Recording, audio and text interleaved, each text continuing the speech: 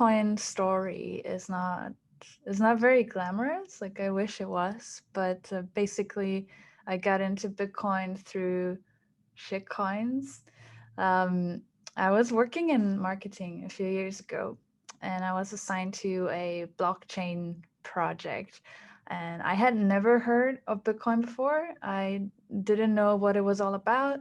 I also didn't know what that was all about. So I just knew like I had a job opportunity and I wanted to do good work. So I read up on that project's material. I still didn't understand anything, but I did get at the end of it that everybody was saying blockchain is the future. So I thought, okay, that must be it. And it's a little bit awkward to talk about that now for me.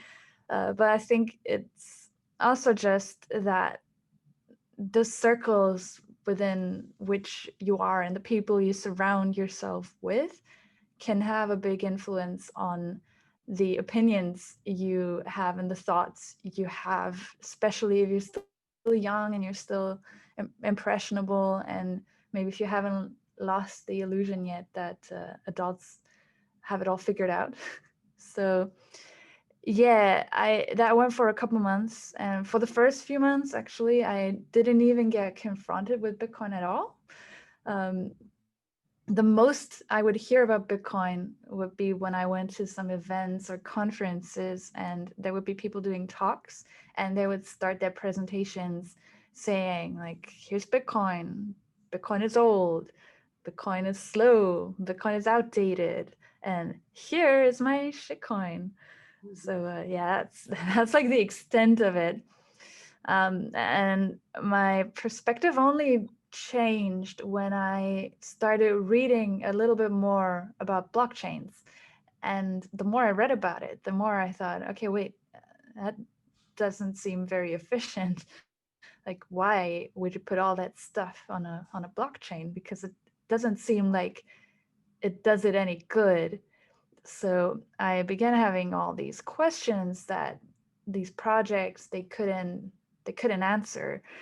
All I experienced was that like at events people would shill each other their blockchains, shill each other their shitcoins, and everybody would always say, yeah, this is great, this is so groundbreaking, this is so disrupting, and everybody was always so nice to you. So I didn't really know like what was going on, what was wrong, until I started reading about Bitcoin itself. And I think the first books that I read were The Bitcoin Standard and The Internet of Money. Right. Great. Yeah, Yeah. and that was it. That was I'm a bit embarrassed to say that, but that was actually the first time that I understood that inflation is not a good thing. Like I still remember in school, back in high school, we were taught like certain rate of inflation is healthy and it's good and important for the economy. So I never questioned that. I just always thought, yeah, that's the way it is. Like that's how I learned it in school, right? And I also never understood why people that have a lot of money, why they're always looking to invest that money. I never understood that, and I also never questioned that up until that point when I realized, okay, they do that because if they don't, their money is going to melt away and they need to protect their savings. And that's not just a thing for super rich people, like that's the same for your own money as well. Like if you if you want to save your money, you cannot hold it in fiat. And I think regardless of how much money you have a right to want to protect your savings. So that was when I first started like thinking about this entire concept. And I was still though in that blockchain space at the time, and I went to New York in no, not in November, in May 2019. I attended the New York Blockchain Week, and I went to the Magical Crypto Conference the days before it. That's the conference that was organized by the Magical Crypto Friends. And at that conference, I met Samson Mo. And actually, he doesn't believe me until today. when I say that, but at that point, I had no idea who he was. I had a Twitter account. I had like 300 followers, maybe. I wasn't very active, and I definitely didn't know about Bitcoin Twitter. I had no idea what that was all about. I didn't know who he was, but I thought he was a nice guy.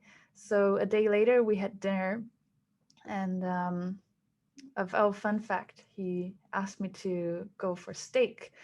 And at that point in time, I was the most fiat thing ever. I was a vegetarian, and but I didn't want to be rude, so I also wanted to seem cool. So I went to have steak with him, and I had my first steak in a very long time.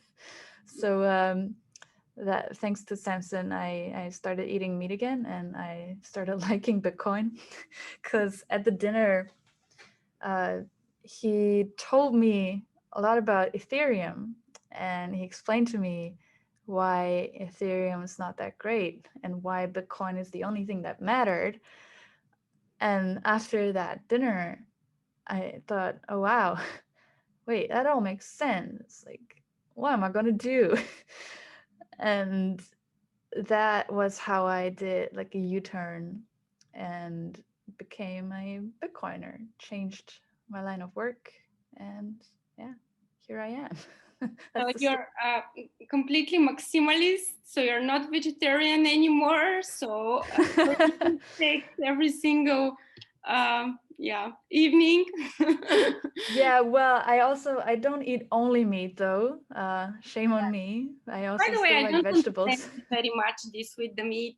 So I tend to stick solely to Bitcoin, though I have only one specific experience when we're talking about the alternative solutions that there are and the other projects. But going back to the meat part, I really don't understand this specifically for women, or at least I cannot eat only meat. I love meat. I love meat, but there are things I cannot just. I prefer very much also eating fish. I love it, and I imagine you with Samson. Maybe you're eating what's a fish or a sushi or I don't know. But yeah, we love sushi. Yeah, I don't know about the meat thing. There's some people that are very vocal about it, right? And they swear on it, and maybe it works for them. Yeah, Um, absolutely. I don't know. I haven't tried it, so I can't really judge. Mm. But I feel okay the way I eat now. I feel better, and vegetarians and vegans are gonna hate me for that, but I feel better than when I was eating vegetarian or vegan, for that matter. Mhm. And yeah, that's all I can say. You used to feel better before or right now? I feel better now. You feel I better. feel better now. Yeah, but I think it's really a body type thing. It really comes down to, Yeah, yeah, your type. So exactly. maybe some people can eat only meat and they're healthy and they feel good. I just love bread a lot, so I cannot do that. Same here, and especially because I'm a Bulgarian. Right now I'm in Italy. Especially here, we eat lots of pizza, pasta, and everything. Yeah. In that direction. Mm.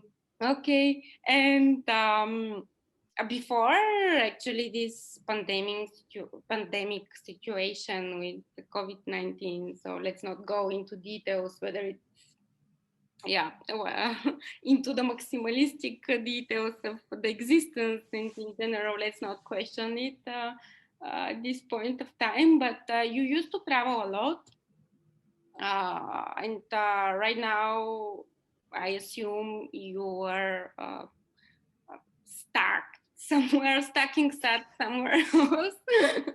Pretty So much. how this is, how is life going on right now, wherever you are in Canada, and how is going over there? What's the situation? It's all right. You mean the situation with COVID? Oh, Is that also, if you'd like to comment on that and if it's part of your favorite topic, because me right now, COVID is not my favorite topic. yeah, yeah, I can understand. Yeah, you're right. I used to travel a lot. Like usually I do travel a lot, like be it to events or just different places. But obviously since last year that's not really happening anymore. That's not a big deal. It's also nice to be in the same place for some time. I can't really talk about Canada from the perspective of like a Bitcoiner, so to say, because, well, for one, I don't really go out now, so I don't know. I don't even think there's like Bitcoin events currently happening. Um, but also generally, like I'm not Canadian, so I don't really know what it's like here. I feel like I know a few Canadian folks that are on Bitcoin Twitter that are all really nice people, but that's really the extent of it. And I wish there were more events going on, but I think that's going to come back hopefully soon. Yeah. But yeah, I mean, And in general, it's not preventing you guys from having the crypto friends, magic crypto friends events. I have managed to attend one of the events that was recently. So the VR one, yeah, yeah, yeah, that was pretty cool. Um, yeah, yeah, I mean, they also don't do real life events anymore right now, right? So that's why they moved to VR, which was a nice experiment. yeah. VR is still very early, so we had a bit of hiccups there, but yeah, pretty cool. Yeah, and not everybody has, I would say, the needed tech tools just to enjoy it end to end. Maybe I don't know, and but it's a solution for now, and especially for keeping up the community. It's something that must be done. Yeah, I mean, the good thing about Bitcoin or the Bitcoin space is like because it was born online, a lot of it is just happening online. So, of course, you don't have the human interaction right now, but still don't feel like I'm missing out. Like a lot is going on, and you can always talk to Bitcoiners on Twitter or elsewhere. Right, Twitter. But so the majority of the people are on Twitter. I mean, the Bitcoiners are on Twitter, and the no coiners are there everywhere else, but not on Twitter. Or if they're on Twitter, they're not following the right hashtag. So I don't know what about this mass adoption that everybody is, I would say, expecting or not anymore expecting. I don't know what to say. Uh, I'm definitely pro it. However, there is the reality we have to stick to. um, Yeah, I think it's a matter of time, right? So you see, like currently, price is going up, right? But it still doesn't feel like there's a lot of FOMO going on. And I think that's just a sign that the price going up is a mix of, a result of the halving last year, but also just institutions buying. And institutions buy quietly and like, then they announce, or they don't announce ever. They just buy and save it. And retail investors might not really have taken notice of it again. I do think that's gonna come back. Maybe price has to go up more. Maybe there just has to be a little bit more media coverage or just a little bit more sensation around it so that Bitcoin gets interesting again. But then I think you're gonna have more interest around it once more. right. So definitely, and especially people who have heard about it and have just simply ignored it, because I used to also ignore something that I don't completely understand, and I've been in their shoes. However, they're coming back to that topic and they're remembering you. Oh, by the way, you were talking about that, and yeah, you were right. And there are other people who are arguing. Oh, by the way, it dropped these days. Oh, come on. But what to do? We have to cope up and understand these people also, because we've been there too. Um, Yeah. Yeah. So going back to the traveling topic, I have listened to one of your participations in the kind of a podcast, a German podcast, and I heard you mentioning about your German roots, and I also see in Twitter that you are located, so your location is in Germany, and I wanted to ask you more about that because I have spent some time in Germany studying Ah, there.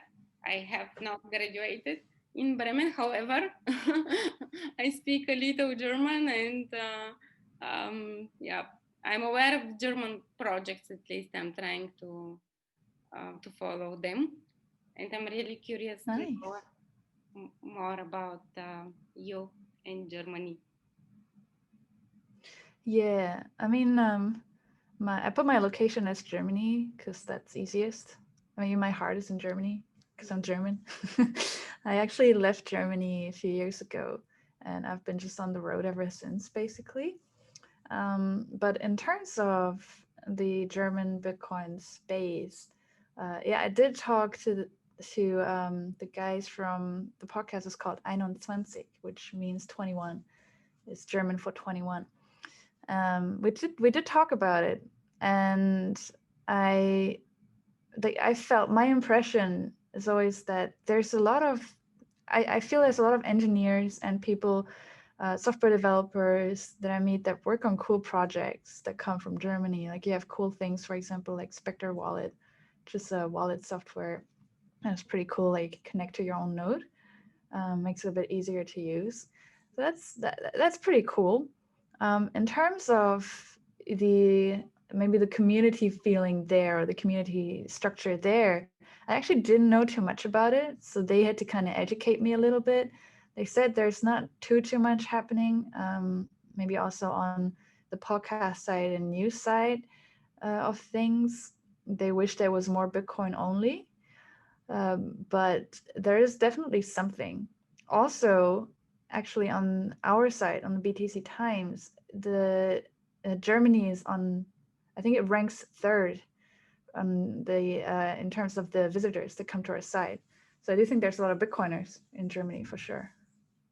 Definitely, I see some very maximalistic approaches in several projects. Yeah, it's pretty normal, I think, and especially with you, I think there are even more maximalists in Germany. Yeah, and what about BTC Times? I see recently there are lots of articles that are being published. What is the direction? It's very maximalistic. It's only about Bitcoin. However, any news that you may share with us? Yeah, I wouldn't know if we're a maximalist outlet. Well, I guess people would say we're a maximalist outlet just because we only cover Bitcoin. Um, Michael Saylor said something interesting that I really liked. He said it in one of the interviews he did with the BTC Times. He said Bitcoin shouldn't be compared with altcoins. It should be compared with assets like gold, with which it has much more in common. And in my mind, I kind of want to stick to that when we do the BTC Times. Now, basically, BTC Times, we launched it last August. It's a news site that focuses on Bitcoin. So everything surrounding Bitcoin, we try to cover, like product launches, business news, politics, economics, markets, also just individuals in the space. So one of the things that we want to do is we want to cover stories that we think deserve more attention than they get and give them a bit of a voice. So, for example, we started covering more Bitcoin gaming related content recently, which is a space where I think there's a lot happening, but perhaps this size wise, it's not at the point yet where you will see a lot of mainstream media or even bigger crypto media writing about it. But I think there's really a lot of potential there, and it's kind of a natural fit, gaming and Bitcoin digital assets. So we try to cover those things more, and also give individuals that do interesting things in Bitcoin a platform, and really just focus on the Bitcoin side of it and not get distracted by blockchain altcoin projects. I mean, you have other sites for that if that's how you roll. Another reason why we created the BTC Times is to help debunk bad takes, specifically or primarily, I guess, in mainstream media. There's more of it now. I think it's getting more again because price is going up, so media is covering it more. So you see some pretty bad takes there about Bitcoin. I don't want to say everybody in mainstream media doesn't know how to write about Bitcoin. Definitely not. There's some really good journalists there. But the fact of the matter is just that, objectively speaking, there are some pretty bad takes. So we want to help counter that and fix those in the BTC Times. Just give people an additional resource, additional source to read and um, build their own opinion and hopefully come back to us as their trusted Bitcoin media site. Right, it's very good. That what you're doing, it's very good. I can only assume what are the reasons that there are not so many good articles that are adding value and are really bringing knowledge to the people, which is relevant to the reality. I would say Yeah. lack of technology knowledge about the technology itself, or just maybe Yeah. speculation in particular Yeah, I think directions. I don't know. yeah. Yeah, I think the thing is just that there's not a lot of people that know about Bitcoin and understand Bitcoin. And then you have a subsection of those people that can write about it professionally, and then a subsection of that subsection does write about it professionally, and most of those people maybe go to industry specific media and stay within our sector. And I guess a subsection of that subsection of that subsection they then go to mainstream media and write about Bitcoin, and the rest of mainstream media coverage that you get is going to be people that maybe used to or normally write about business or finance, and they then get assigned Bitcoin stories and they apply their finance knowledge to Bitcoin, but they maybe lack some insight into several facets of Bitcoin. And that's how you get that kind of content. Like, for example, if you don't know a lot about Bitcoin and you're a writer and you want to write something about it, then you go maybe to CoinGecko, check the chart, and you see Bitcoin, and then you see all those other coins, and you don't really know what it's all about. Then that's how you get stories like, forget Bitcoin, this altcoin went up 300% last week. Right, so that's how that happens, I think, unfortunately. Yeah. Unfortunately, but maybe this is part also of the learning cycle. I mean, in it's very individual, but as you have had your own experience, as you've mentioned with other alternative projects, it's kind of individual experience for everyone. I have my own personal experiences, which are not. I'm with some I'm very happy, with others not so much. But yeah. So, but recently having that COVID and pandemia, we see what's of interest. Also from people that used to be no coiners. At least I have some from my friends who right now I'm willing to invest and are more curious. What Wow. um, what do you think in general, where the direction of the industry will be? Also, we see some stable coins. There is lots of kind of news. So of course you have to be very careful when reading all of them. However, there are lots of investment, so people are a little bit confused. What do you think about this? About the industry in general or about stable coins? About both, if you wish. Start with the industry or with Okay. stable coins, whatever you prefer. Yeah.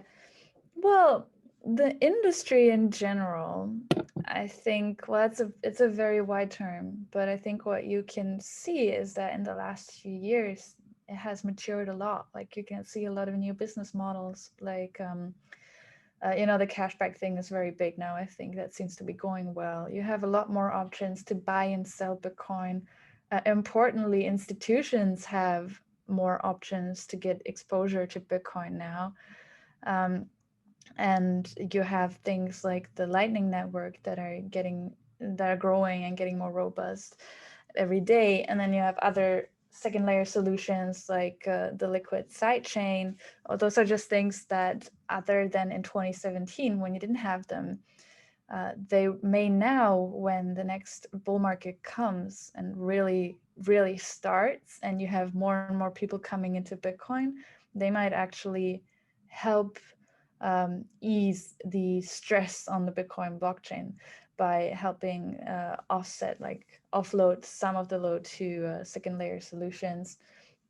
So I think that's going to help a great deal.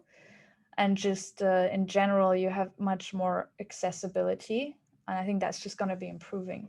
At the same time, you see things like exchanges getting regulated, like Kraken became a US bank, so that's pretty cool. That's a big step for the industry and kind of legitimizes Bitcoin, just like people institutions talking about Bitcoin, BlackRock talking about Bitcoin, and institutional investors likening Bitcoin to gold is a great deal.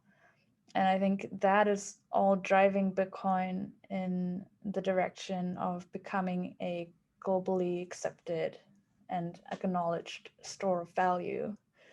Now, as for stablecoins, I think stablecoins are very useful. Like Tether, for example, is used a lot by traders who want to hedge against volatility, for example.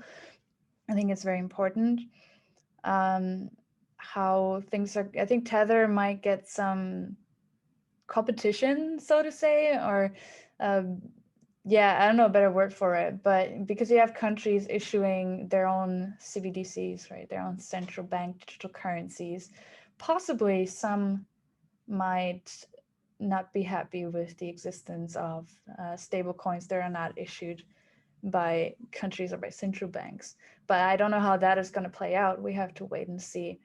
What I do know is that as the end user, you should have no illusion that a CBDC is going to be anything like stablecoins as we know them today, or even like your fiat money as you know it today, because maybe you get cheaper transactions, maybe you get faster transactions, and it seems all great and easy, but you pay with your financial privacy, and you also pay with a lot more risk for censorship if everything goes through your central bank and you essentially lose access to cash and therefore private transactions.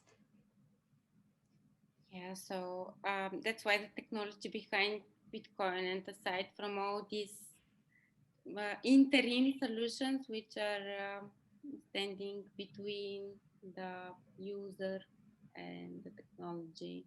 But from the other side, it's very hard, for example, to, let's say, run your full node, because you just need to have specific, not it's not so specific, however, you just need to invest some money to have that hardware and the space disk in order to run it to be non-stop. We're trying here, we are running, we're trying. When I'm not stopping the electricity, it's working. um, Yeah, so I mean, you can use Bitcoin and you can run a node and you can have that entire setup.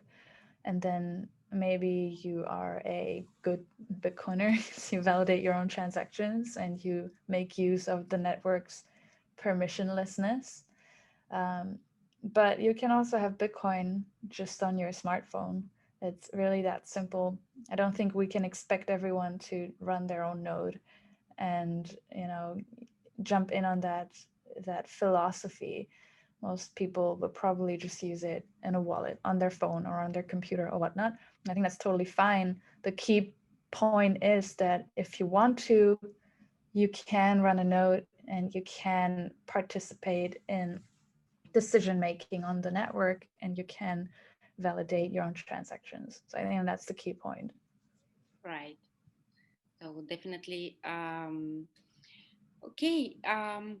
Recently, and because honestly, I cannot speak from my personal experience in 2017 when we have experienced and the Bitcoin in general went so up unexpectedly, and we have kind of a similar situation that we're currently facing, and it's dropping a little right now. So considering these in general, what are your expectations? So how confident do you feel that it's going to grow uh, additionally continuously, or it's going to drop down? What do you think? Yeah, well, first of all, I'm not really worried by the dip.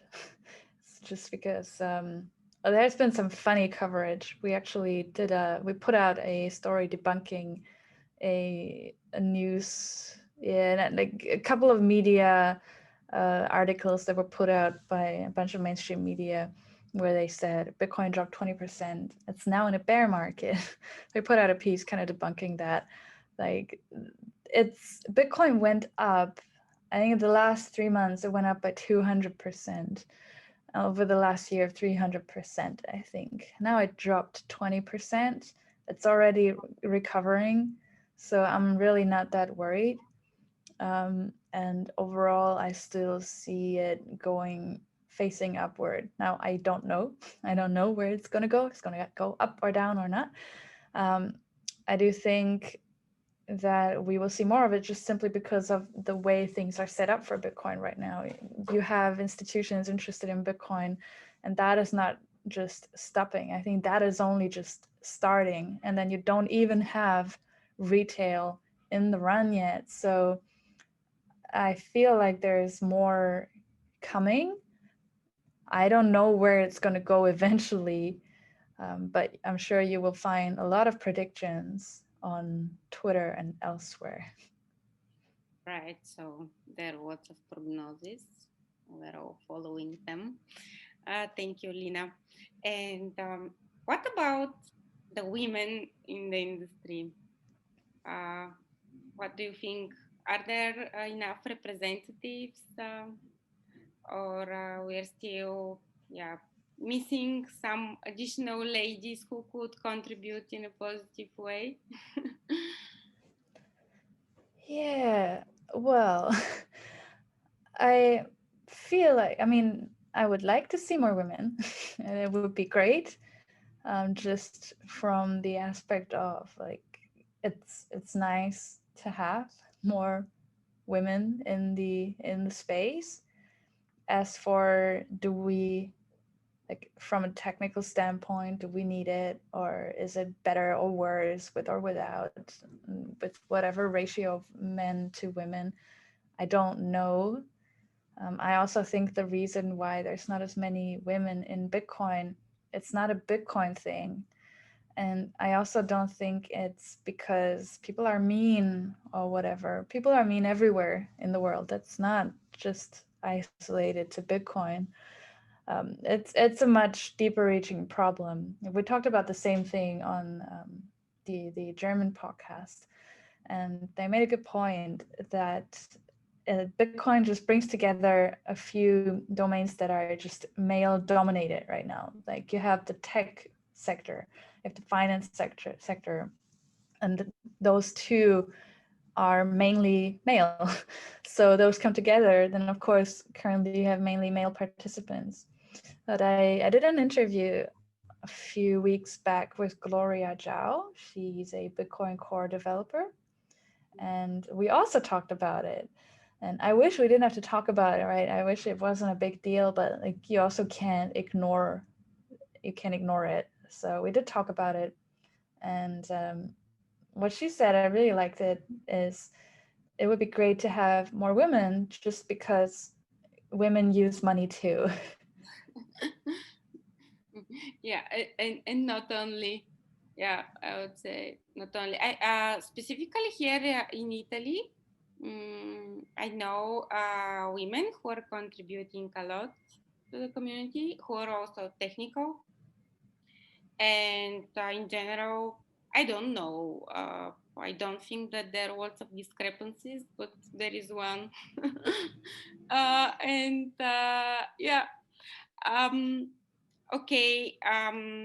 However, I would like also to ask you, what do you think?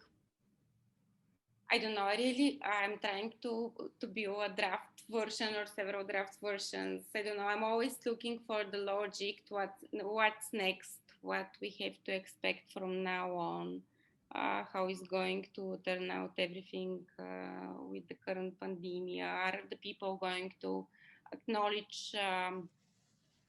Acknowledge the fact that Bitcoin is a very good idea and not only a working solution for lots of years. Or they're going to depend and are going to wait for all these digital currencies to pop up and to be given from the governments in each and every country, and then they will recognize Bitcoin as the real digital gold. And this is at least one of the my most preferable let's say version. However, that's what we're going to experience. I don't know. Most probably it won't be the way I think it's going to be. uh, and I'm curious to know what do you think in that direction. It's inevitable, it's going to happen, but how Mhm. and at what expense? Right. Well, first of all, I think up to this point, I'm actually not sure how much the pandemic itself has contributed to Bitcoin's upward movement. Honestly, I think the pandemic and like the accelerated money printing that resulted from it, it's a good line of reasoning for investment thesis that institutions are putting out. And it's also a great narrative for media.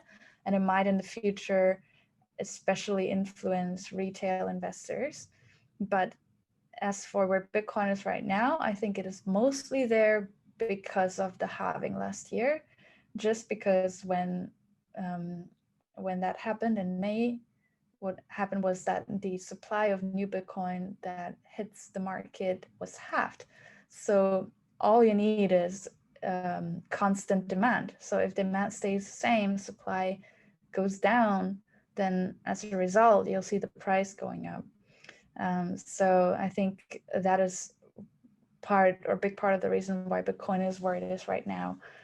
As for the future, yeah, I do. There's going to be CBDCs, and I also think that we're going to see like a shift of economic power to the countries that are moving first on that, because it is going to make their financial systems more efficient.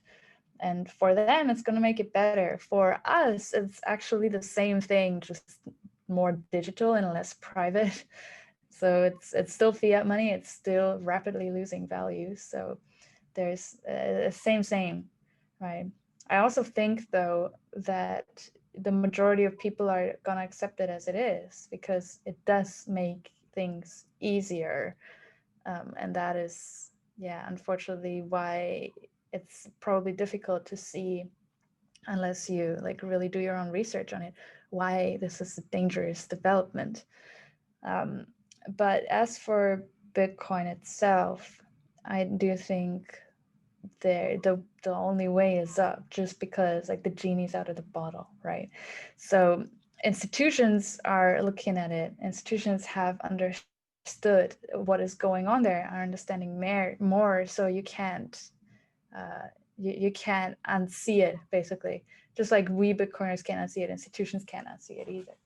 So in the next few years, I think Bitcoin is going to gain in its position as a store of value, and in due time, I think it's gonna be on par with gold and also preferred to gold soon enough. They have already more or less started comparing it and taking it more seriously. Or maybe they're just jealous and they don't want to talk about it. They are just keeping it for themselves. It's also possible. Yeah.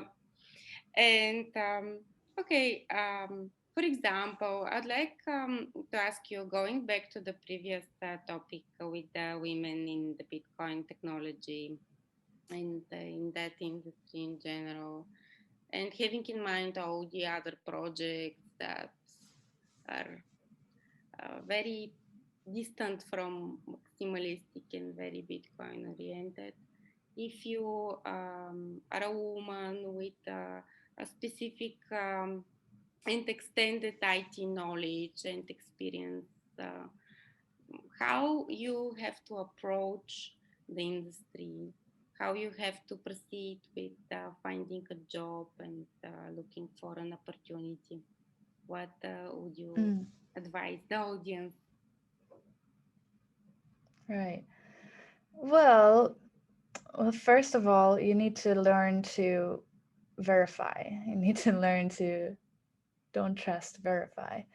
Because I didn't do that when I first got into the space, and that's how I got it all wrong. At that point in time, I would have really needed a Bitcoiner to tell me, "Hey, this is not it. Change course, change direction." Most people don't have that. Unfortunately, I think Bitcoiners do a great service to this entire space just by talking about Bitcoin and by also converting people like me who may be on the wrong path. They do a great service there. So if you have someone like that, then that's great. Like if not, then it's probably going to be harder for you because you are most likely in an environment that taught you otherwise, that taught you to think in fiat terms. Right? When you learn about Bitcoin, you need to first unlearn what you thought you knew. At least for me, it was like that. For me to understand why Bitcoin matters, I had to actually understand how fiat money works. And then I realized, like, okay, Bitcoin is the only thing that makes sense. That's actually harder than it seems, I think, because you're so conditioned to believe what you learn. Like you learn it in school, and it's what your central banks still tell you nowadays, and they're in a position of authority. So of course you're prone to believing it. But I think that's the first step: learning to verify your sources, learning to have your own thoughts and your own opinion. When it comes to getting a job, I think there's different approaches, right? A lot actually happens, I think, through just talking to people. I know quite a few people that were just on Twitter and they said, "Hey, I want to work in the space. Here's my experience. I'm a project manager. I have experience in marketing. I'm a designer or whatever."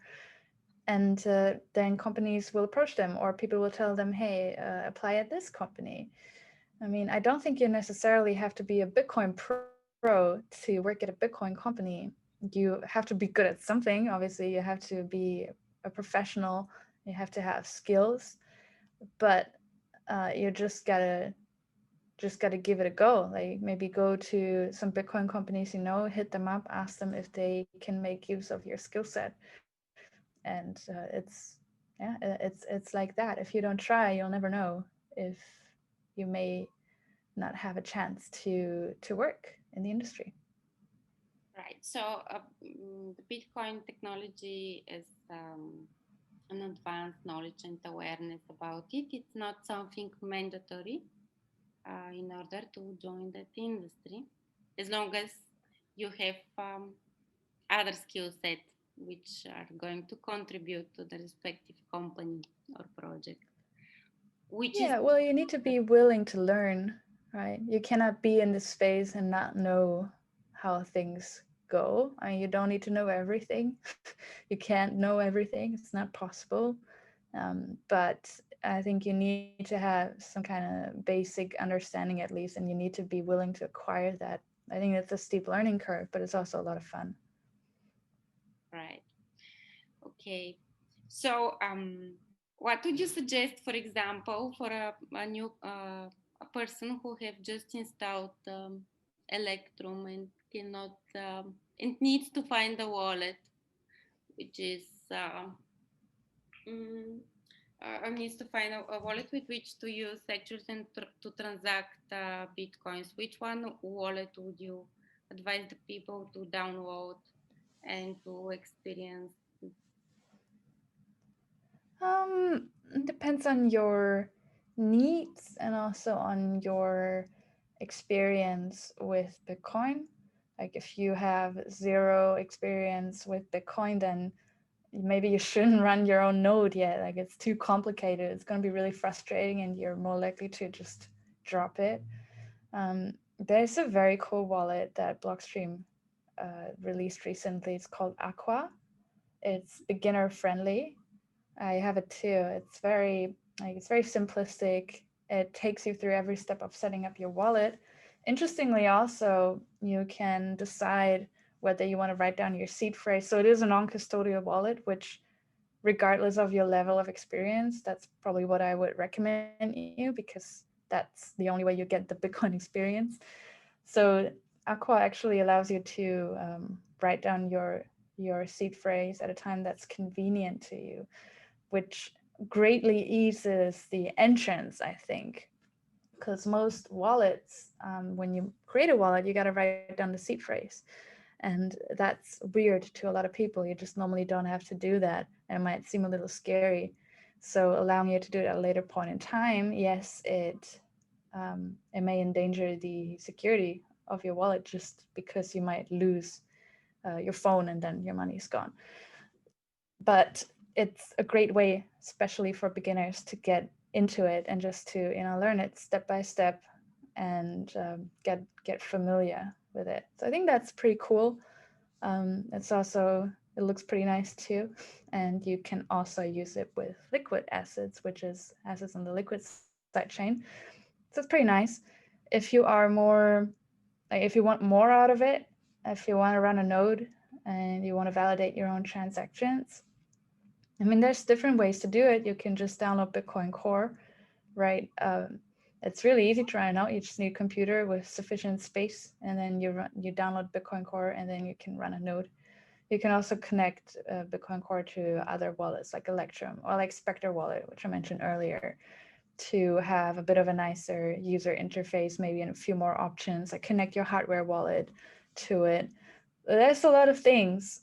And I also think that if you're at a certain level where you want more out of your storage, like be it more security or other features that are important to you, then you just got to do the research.